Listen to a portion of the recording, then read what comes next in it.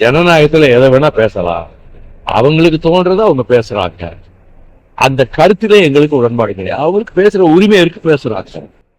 நாங்கள் எங்களை பொறுத்த மட்டும் அம்மாதிரி எந்த விதமான நிபந்தனையும் நாங்கள் வைத்ததில்லை, வைக்க போவதும் இல்லை. இது பதட்டம் காரணம் அல்ல. முக்கியமான ஏடு, அந்த ஏடு அலுவலகம் மதுரையிலே தாக்கப்பட்ட போது எந்த கட்சி தலைவர்களும் வராத காலகட்டத்தில் நான் என் சகோதரர்களோடு நள்ளிரவு நேரத்திலே சென்று உடைக்கப்பட்ட இடங்களை எல்லாம் பார்த்துவிட்டு 24 மணி நேரத்தில் மாசி வீதியிலே ஒரு பிரம்மாண்டமான ஆர்ப்பாட்டத்தை நாங்கள் நடத்தினோம். பத்திரிகை சுதந்திரத்தை காப்போம்.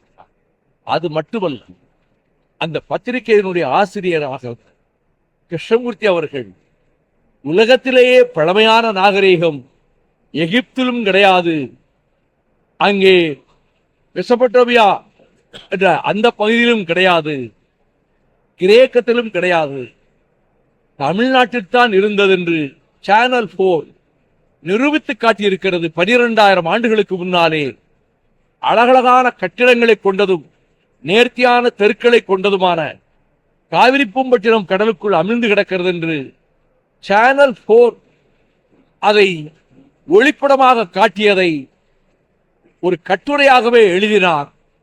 நான் சிறையில், வேலூர் சிறையில் இருந்தவாறு அதை பாராட்டி அறிக்கை கொடுத்தேன். அதாவது பத்திரிகைகளை மதிக்கிற, ஆனா எனக்கு ஒன்றும் பதட்டம் கிடையாது. வாய்ப்போ பதறுகிறார், அதனால் தான் ஆட்சியிலே பங்கு வேண்டும் என்று நாங்கள் ஒன்றும் கேட்கவில்லை.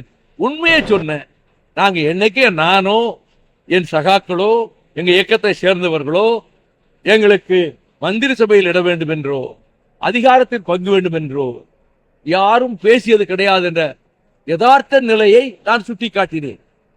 இதுக்கு பதட்டம் ஒன்றும் காரணம் அல்ல. நாங்கள் ஒரு நிலைப்பாடை எடுத்தோம், அந்த நிலைப்பாட்டை உறுதியாக இருக்கிறோம்.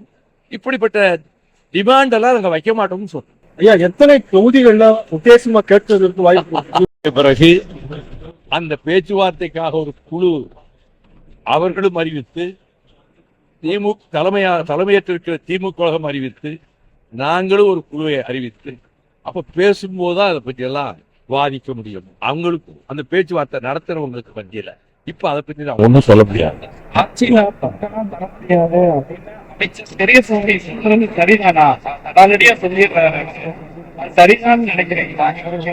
திமுக கழகத்தினுடைய தலைவர்கள், அமைச்சர்கள், அவர்களுக்கு எப்படி எதிர்கட்சிகள் கண்டமானைக்கு வசைபாடுவதும், இங்க இருக்கிற கவர்னருக்கு எடுபிடி வேலை செய்வதும், மத்தியஸ்கார ஏஜெண்டாக இருந்து கொண்டு தமிழ்நாட்டு மசோதாக்களை எல்லாம் நிராகரிக்கின்ற வகையிலே அதை நீண்ட காலத்துக்கு கிடப்பிலே போடுவதுமாக இருக்கிறதோ, இந்த சூழ்நிலையில் திமுக கழகத்தை சேர்ந்த அமைச்சர்கள் தங்களுக்கு என்ன தோன்றுகிறதோ அந்த கருத்துக்களை சொல்லுகிறார்கள்.